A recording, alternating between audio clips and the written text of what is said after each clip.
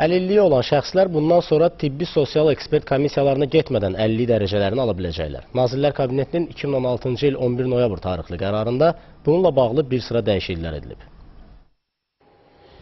Əlilliyin qiymətləndirməsi prosesinin avtomatlaşdırılması üçün Əmək və Əhalinin Sosial Müdafiəsi Nazirliyinin mərkəzləşdirilmiş informasiya sistemində tibbi sosial ekspertiza və reabilitasiya sistemi yaradılıb.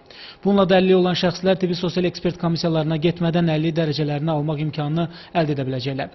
Prosesin elektron texnologiyalar əsasında şəffaf şərait həyata keçirilməsi məmur vətəndaş təmaslarının tam aradan qaldırılmasını təmin edir. Əmək və Əhalinin Sosial Müdafiəsi Naziri Səlim Müslümov keçirdiyi mətbuat konfransda bu barədə məlumat verdi. Nazirin sözlərinə görə əlillik müddəti başa çatmamış ikinci və üçüncü dərəcə əlilliyi olan şəxslərin əlillik müddəti 5 il müddətinə, uşaqların sağlamlıq imkanları məhdudluğu müddəti 3 il müddətinə uzadılmaqla birinci dərəcə əlillik müddətsiz müəyyən edilib. Tibbi sosial ekspert komissiyaları haqqında əsasnaməyə edilən dəyişikliklər isə yaradılan avtomatlaşdırılmış sistemdən tam istifadə edilməklə əlilliyin qiymətləndirməsinin artıq məmur vətəndaş təmasları olmadan şəffaf şəkildə yerinə getirilməsini nəzərdə tutur.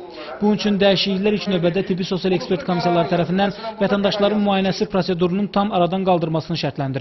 Əsasnamədə əlilliyin qiymətləndirməsi üçün vətəndaşların tibbi sosial ekspert komissiyalarına gəlmələri, komissiya tərəfindən müayinə olunmaları və s. nəzərdə tutulan bütün müvafiq bəndlər ləğv edilir. Həkim məsləhət komissiyaları həmin müraciət əsasında həmin xəstəni deyək, yəni müəyyən müddət müalicə keçmiş şəxsi deyək, onu müayinə eləyirlər, onun bütün o müalicələrinin aparılmış olduğu nəticələrinə baxırlar və əgər oradan da onun əmək qabiliyyətinin itirilməsinin qiymətləndirilməsinə ehtiyac varsa, bu halda ona el arasında məşhur olan forma 88 verirlər. Başqa sözlə desək, əlilliyin qiymətləndirilməsi üçün tibbi sosial ekspert komissiyasına göndəriş.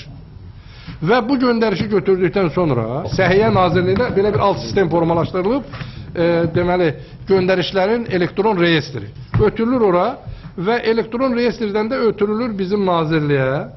Və bugün ərazi prinsipi üzrə həmin şəxslər dəvət olunur tibbi sosial ekspert komissiyalarına. Tibbi sosial ekspert komissiyalarında bunlar müayinə olunur və ondan sonra həmin şəxsə hansısa qrup ya əlillik verilir ya da ona imtina verilir.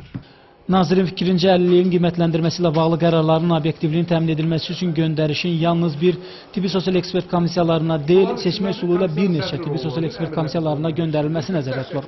Eyni göndəriş üzrə çiçəklərin qəbul etdiyi qərarlarda fərqlilik olarsa, tam obyektiv qərarın verilməsi Əmək və Əhalinin Sosial Müdafiəsi Nazirliyi yanında Dövlət Tibbi Sosial Ekspertiza və Reabilitasiya Xidməti tərəfindən həyata keçiriləcək. Səhiyyə Naziri Müavini Elsəvər Ağayev isə bildirdi ki, hər bir regionda həkim məsləhət komissiyaları fəaliyyət göstərir. Əlillik dərəcələri qiymətləndirməsi çətin olan xəstələr üçün əlavə həkim komissiyalarının yaradılmasına nəzərdə tutulub. Tural Qurbanov, Elçin.